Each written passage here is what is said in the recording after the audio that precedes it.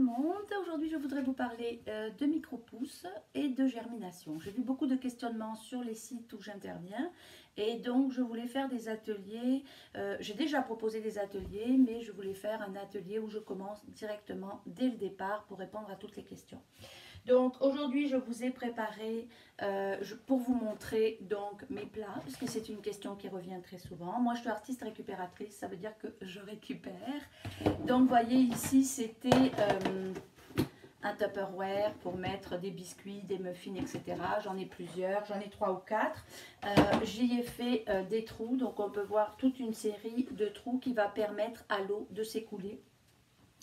Et ce qui est bien pour moi, c'est que quand je voyage, je peux protéger mes pousses, puisque mes pousses font souvent des voyages, et je peux les emporter avec moi. Alors, bien sûr, je l'ai en double, celui-ci, ce qui me permet aussi, quand mes racines ont poussé sur le dessous, d'avoir mes racines qui sont protégées.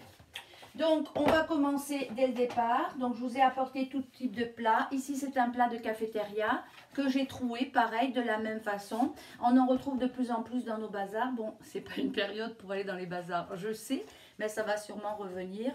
Donc, moi, j'ai une vie de bazar derrière moi et j'ai commencé à les trouer. C'est bien parce que c'est pas très haut. Ça permet de bien voir les pousses et puis ça permet de bien les récolter. Donc, j'ai ceci.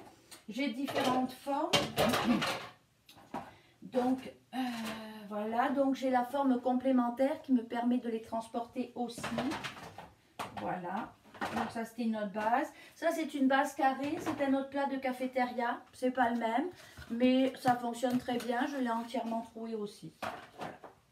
Donc, ici, comme je vous montrais, ben, j'en ai plusieurs. Donc, ce que je fais, c'est que j'en ai toujours un qui est sur le dessous pour protéger mes racines et aussi quand mon eau s'égoutte.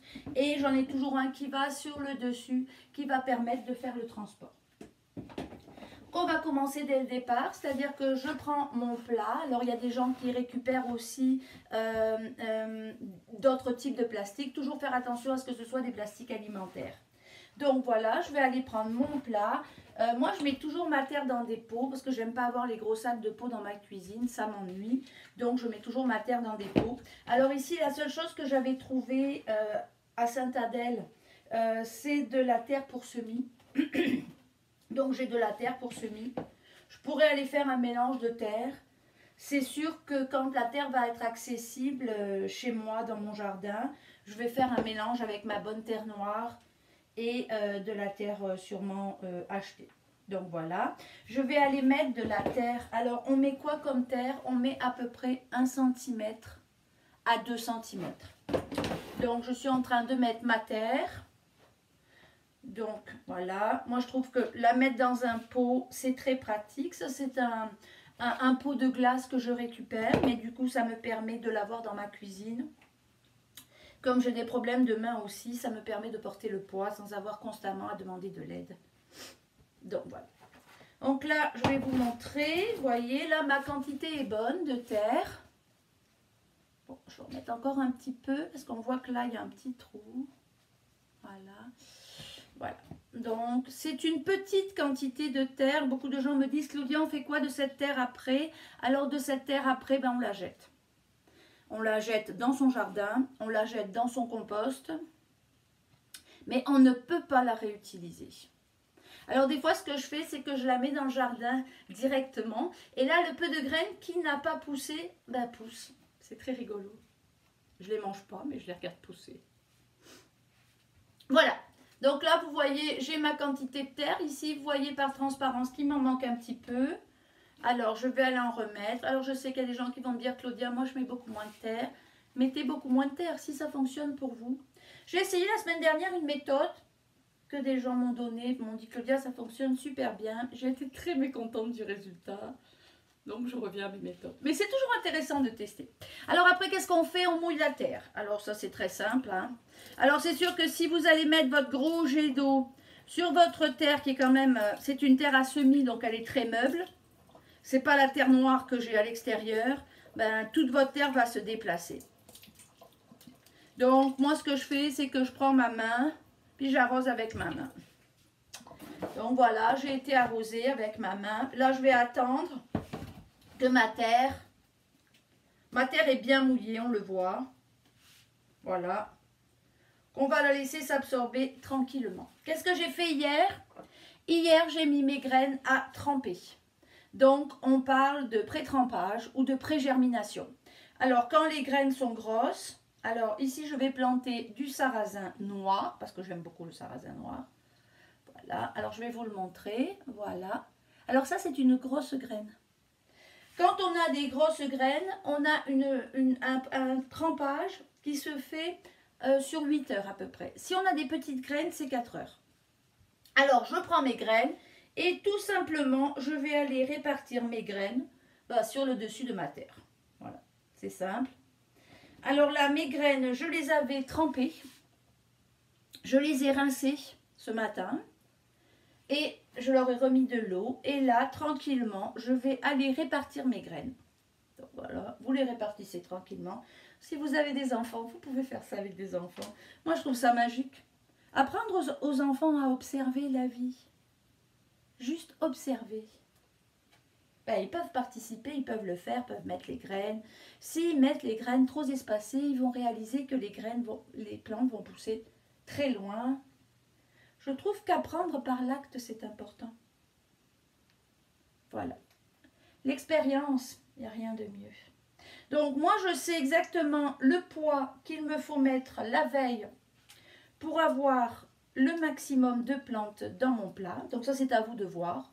Alors, vous pesez 40 grammes, par exemple.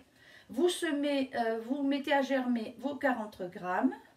Vous les mettez dans l'eau, puis après, vous les mettez sur la terre. Et vous regardez si ça vous donne un rendement qui est correct pour vous. Moi, chaque plat a un poids qui lui correspond. Donc, j'aurais pu tout verser d'un coup. C'est toujours pareil, c'est ce que je dis. Moi, je trouve que prendre le temps dans ce qu'on fait, c'est important. Donc, je vais chercher toutes mes petites graines. Puis, je les répartis là où je vois qu'il y a des trous. Voilà. Donc, là, il me reste un tout petit peu de graines que je vais aller filtrer dans mes mains. Voilà, parce qu'on n'en perd pas. Voilà. Et je vais aller les mettre ici parce qu'il y en a moins. Et voilà. Alors, je sais qu'il y a des gens qui, à cette étape-là, vont prendre un peu de terre et recouvrir. Bon, j'ai essayé. Je n'ai pas aimé. La façon dont ça réagit. Celles qui étaient plus dessous ont poussé différemment. J'ai eu des stades de germination qui ont été différentes. J'ai pas aimé. Alors là, vu qu'on est en terre, on parle de micro-pousses. La germination, c'est quand le germe il sort. Et ici, on va avoir une plante. Le germe ensuite va former la plante. Donc, on parle de pousses ou micro-pousses. Alors, je ne sais pas. Voilà, vous voyez, mes graines sont en surface. J'ai fini. Alors, comme j'ai toujours mon bac dessous, ce qui est intéressant, c'est que je peux aller jeter mon eau. Je n'ai pas de crainte de trop arroser puisque de toute façon, l'eau va s'écouler. Alors, ce que j'expliquais après, c'est que je prends un plat. Alors, vous pouvez, c'est ça qui est intéressant dans le fait d'avoir des plats qui se complémentent. C'est que je vais aller le mettre dessus.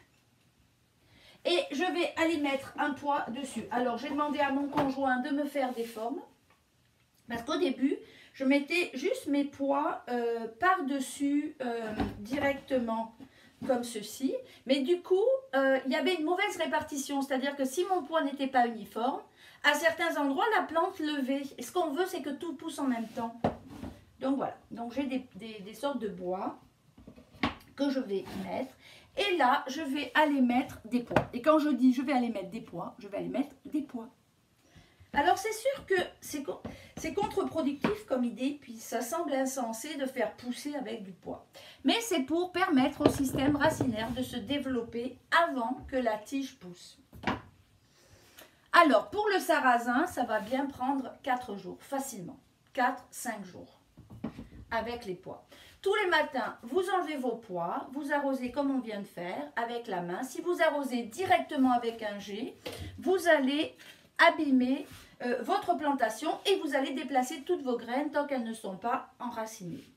Et le soir, vous faites exactement la même chose. Donc, on arrose 2 fois par jour.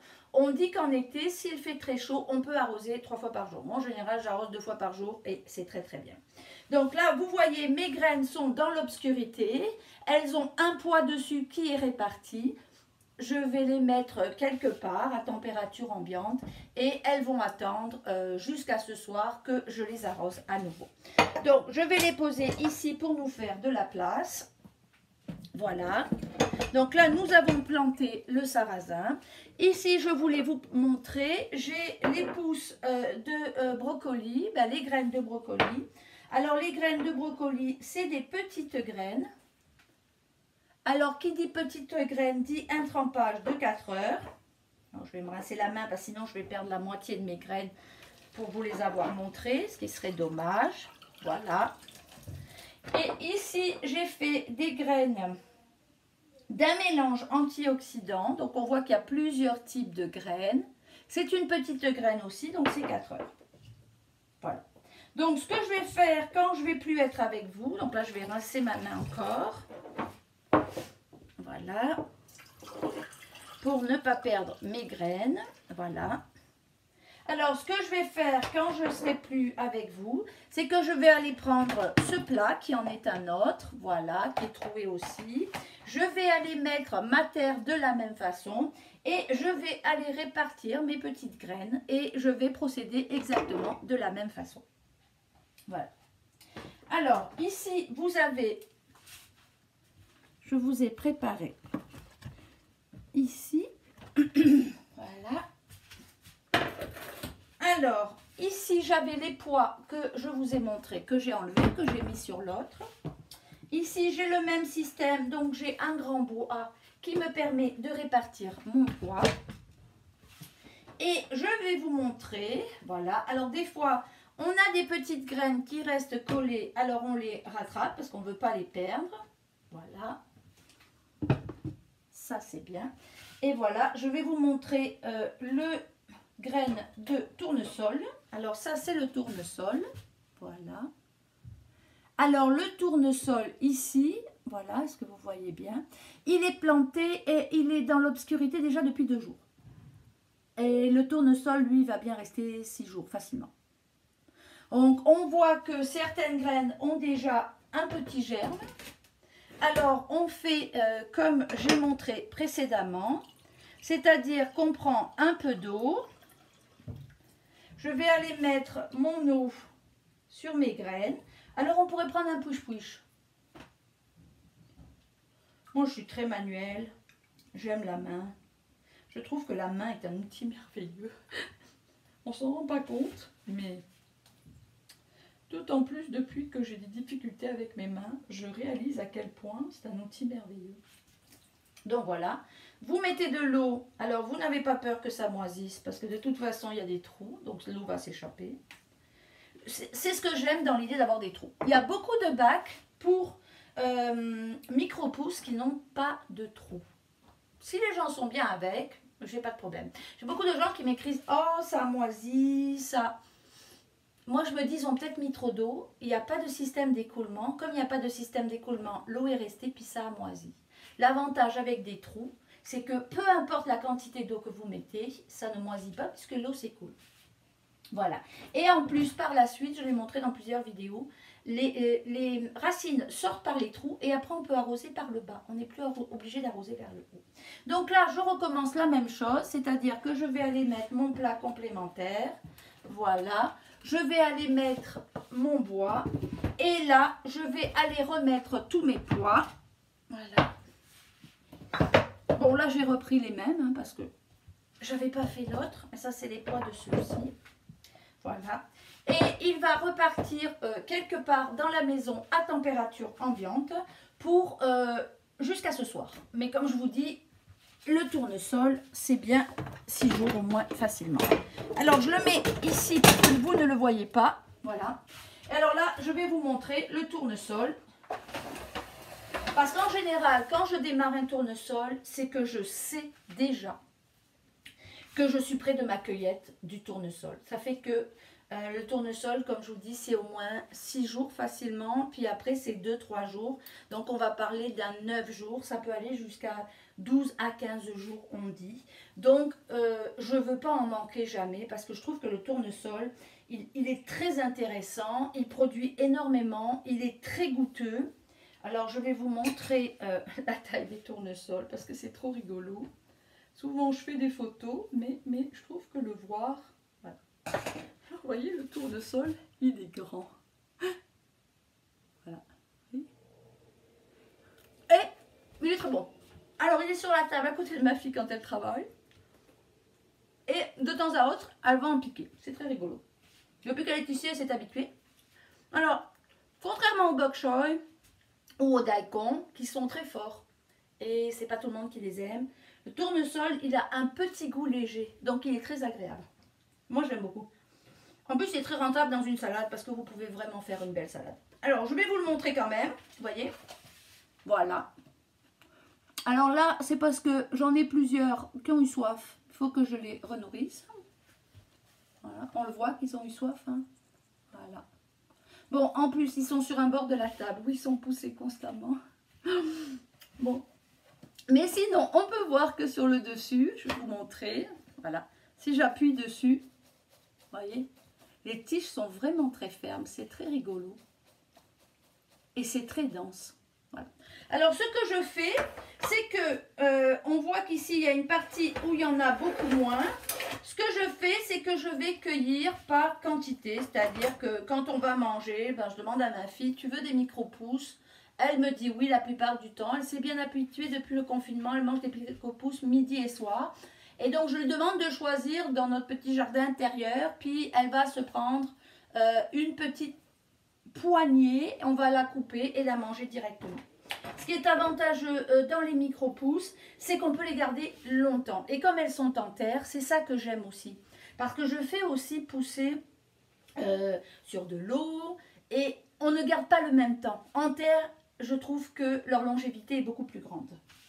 Donc voilà, donc ici c'est toujours pareil. On va aller prendre notre eau et avec notre eau, on va aller arroser soit comme ceci, soit on pourrait aller mettre un bac dessous pour que les racines fassent l'absorption par-dessous.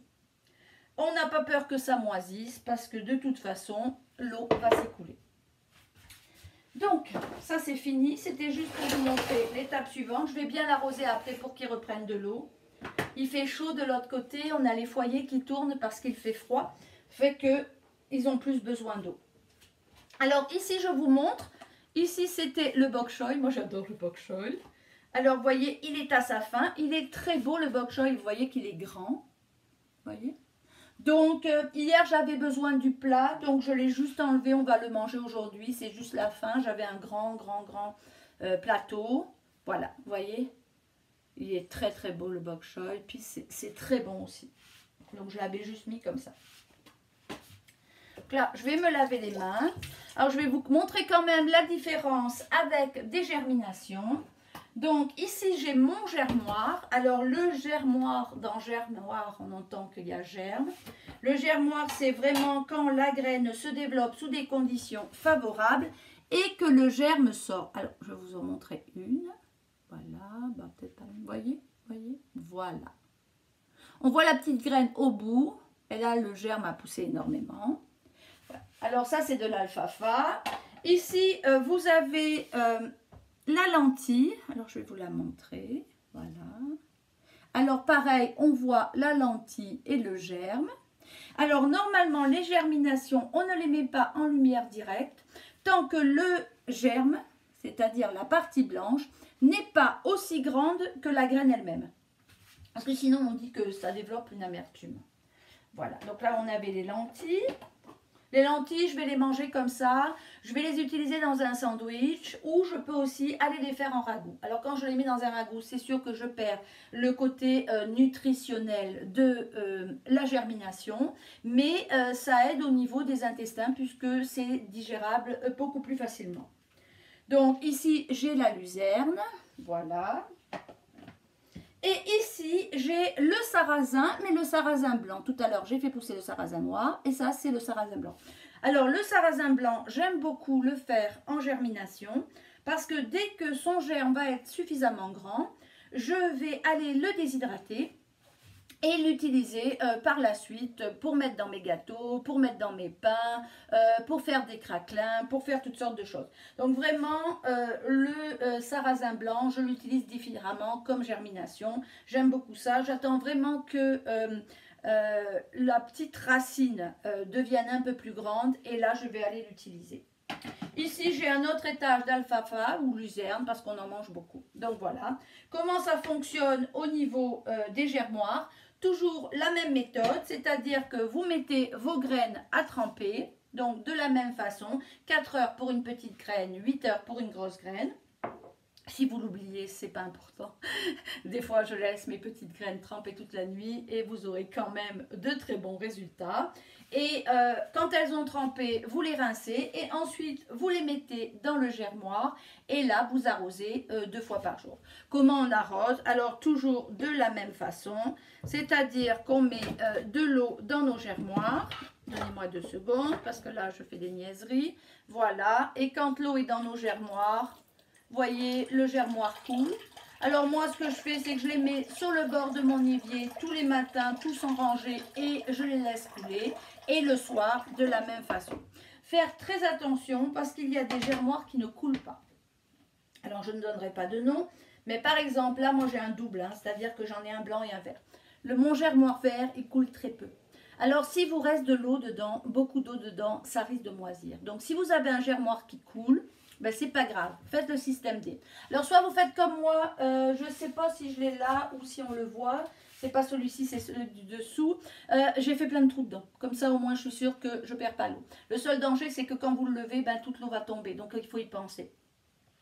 Alors ce que je fais, c'est que je fais ça, ou sinon je le remplis, puis si je vois qu'il ne coule pas, alors je vais vous montrer, voyez, voilà. Vous voyez, il est plein d'eau, il ne coule pas. Vous voyez la vitesse à laquelle il coule? Voilà, alors ces germoirs, je les aime beaucoup moins en marque. Alors ce qu'on peut aller faire, c'est aller vider l'eau dans une passoire, nos graines dans une passoire, puis après les remettre dans le germoir. Mais surtout, ne pas laisser les graines toute la journée dans l'eau. Alors je voulais vous montrer parce que c'est celui-ci, mais on ne le verra pas en fait. Je pense me demander si on le voyait. Ben, on va le voir si je le remplis. Donc je vais le remplir pour vous. Et là, on va le voir. Vous voyez, j'ai fait plein de trous. Alors comme j'ai fait plein de trous, ben il coule. C'est sûr. Alors, c'est juste dangereux pour quelqu'un qui ne s'en rappellerait pas. Alors, souvent, c'est le premier que je mets en bas. Comme ça, je suis sûre qu'il s'écoule dedans et il n'y a pas de danger. Voilà. Après, je remonte mes germoirs. Voilà. Donc, celui-ci, vous voyez, a fini de s'écouler. Alors, celui qui ne fonctionnait pas bien, bien sûr, est toujours en train de s'écouler. Vous voyez, voilà. Alors, l'avantage d'un germoir, c'est que c'est compact. Avant, j'avais des pots maçons. On peut très bien le faire dans un pot maçon et mettre un sorte de filet sur le dessus et rincer et laisser pousser dans le pot maçon. Mais j'avais des pots maçons partout dans la maison. Alors déjà, j'ai les fermentations sur le comptoir. Là, j'ai les fromages en formation. Derrière moi, on peut voir le kéfir. Alors, si je me mets à mettre tous les pots de germination, je suis perdue. Donc, en fait, ce que j'aime dans le germoir, c'est que j'en ai 4 étages. Donc, je peux monter mes étages. Ça va être tout au même endroit et ça prend peu de place. Donc, c'est ça l'avantage. Donc, voilà, j'espère que j'ai fait le tour un peu du questionnement et de comment ça fonctionne. Si jamais vous avez des questions, n'hésitez pas à me les demander, je ferai une recherche si je ne sais pas, puisqu'en général j'utilise ma méthode. Mais je suis ouverte à tester les vôtres, j'en ai testé une la semaine dernière et j'étais fortement mécontente du résultat.